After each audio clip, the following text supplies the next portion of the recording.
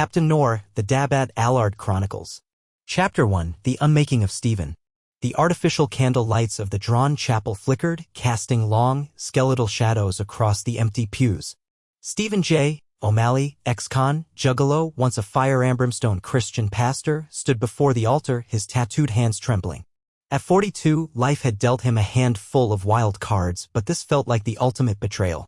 He wore a simple white thobe now, the rough fabric a stark contrast to the faded tattoos that peeked out from beneath the sleeves, faded clown makeup, gang symbols, a hatchet man jumping through the fire.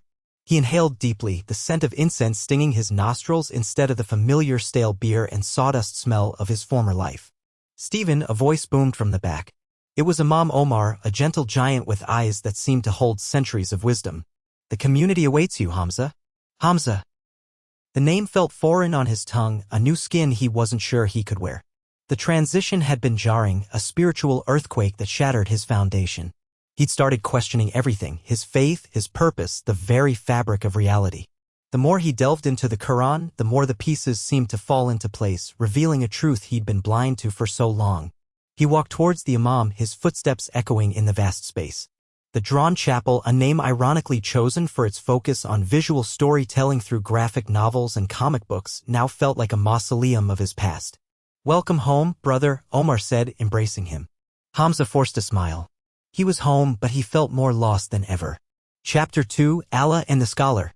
The transition was eased by Allah, a radiant woman with eyes that held the warmth of 1,000 suns. They met over WhatsApp, a connection so immediate and profound it felt divinely ordained. Within weeks, they were married.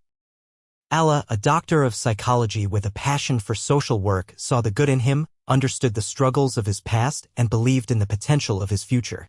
Life blossomed. He learned to pray in Arabic, fast during Ramadan, and appreciate the nuances of Islamic culture. He started teaching Quranic study groups, his knowledge of scripture, however unorthodox, proving surprisingly insightful. Then came the scholar.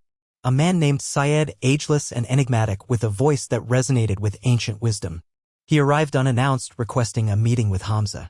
"I've heard your story, Hamza," Syed said, his eyes piercing. "Your journey from the darkness to the light. It is a story that needs to be told." He asked Hamza to write a brief article detailing his reversion. Hamza agreed, but writer's block struck hard. He stared at the blank page for days, unable to articulate the complex emotions swirling within him. Chapter 3, The AI's Awakening.